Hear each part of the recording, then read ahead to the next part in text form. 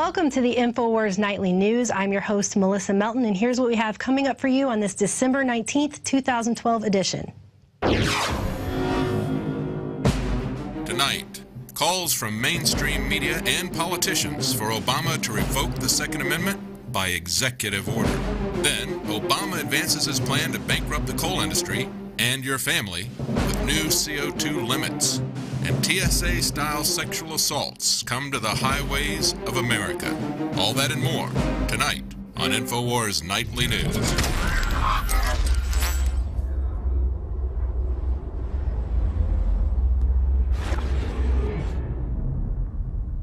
Our top story tonight should distress some of you, even if you saw it coming as it did me. Reuters has now openly called for Obama to act as a dictator and ban our guns. In a story they published earlier this week, actually entitled, "Even Without Congress, Obama Could Act to Restrict Guns." That's actually what they titled the story. And they go on with a subheading that begins, "Unburdened by re-election worries and empowered by law to act without Congress, U.S. President Barack Obama could take action." What American law empowers him to act like a dictator? I'm not really sure what that is. But according to this story, it is now official. America is under an admitted dictatorship. They go on to say Obama does not need to fear alienating voters who favor gun rights, and that he can press ahead without lawmakers, and that his administration has the power to issue executive orders or new rules, options that Obama is likely to consider. So let's get this straight. Obama's administration, a body that is administrative only, can now administer executive orders that are circumventing Congress. They're going around the voice of the people, and they can make new rules. I'm not really sure where new rules is actually mentioned in the Constitution, but apparently, according to Reuters, it's in there somewhere.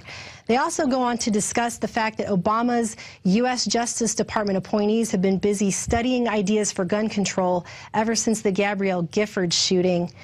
And basically, the bottom line on this is the Second Amendment is pretty clear on this point. It says, a well-regulated militia being necessary to the security of a free state, the right of the people to keep and bear arms shall not be infringed. Shall not be infringed, period. The whole point of the Second Amendment was to protect us from a total takeover of a tyrannical government, which is the exact kind of tyrannical government that we're seeing do this right now. So Reuters isn't the only one either. The media, they're not alone in this. There are lots of political figureheads coming forward to call for Obama's executive orders and executive actions, starting with New York Mayor Michael Bloomberg, who's coming forward to demand Obama takes executive action against our Second Amendment. And he actually went on Meet the Press and said, quote, "It's time for the president, I think, to stand up and lead and tell this country what we should do, not go to Congress and say, what do you guys want to do?" So apparently Congress has no power now. It's just Obama needs to come out and tell everybody what to do. He's just straight up calling for him to be a dictator. And he actually continues and says, what the president can do is, number one, through executive action, he can order his agencies to enforce the laws more aggressively. This country is supposed to have a system of checks and balances. We have three branches of government, not one.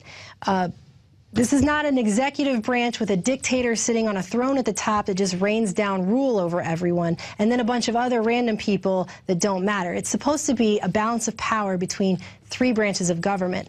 So this is outrageous, actually. Continuing on, Connecticut Senator Joe Lieberman said that if Obama can do something about guns by executive order, God bless him. He actually went on CNN and said, this is about trying to limit access to guns by people who shouldn't have them based on their records, and to keep military weapons off the commercial market. If the president can do something now by executive order, God bless him. And the point I just want to make here is that the Connecticut shooter was allegedly using his mother's guns to commit this crime. I've read stories where he tried to get a gun and couldn't, and that the guns he used to perpetrate this were actually his mother's. So all these systems of regulations and checks and balances and all this stuff they're trying to enforce would not have applied here. And it also wouldn't have applied because this school was a gun-free zone anyway. He shouldn't have been taking guns there to begin with. The bottom line here is that criminals go and find ways to commit their crimes. They're not abiding by laws. These laws would not have mattered. It would not have made any difference at all what they're trying to do here. This is about power and control of the people and subverting our constitutional rights. So this isn't about making anybody safe. This is actually about them trying to take away our rights. All these people calling for him to be a dictator, and that's what it's about. And actually, Obama traveled to Newtown recently and held another press conference where he wiped away another fake tear, crying over these children when every day he's got drone strikes going on. They've killed now upwards of 200 children in Pakistan alone, and we don't see him crying any tears for them. And we've actually put together a special report. We're going to air it right now.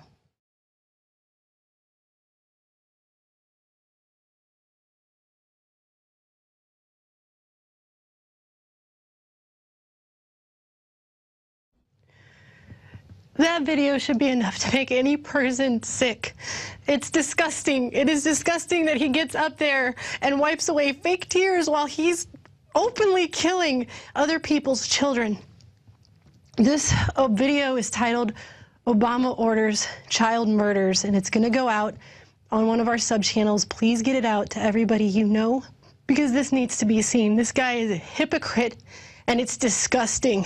And it should make every one of you sick. He's sitting there talking about how society is going to be judged. We're going to be judged on allowing this to happen. This is horrible. Horrible. We're going to go to break. We'll be right back.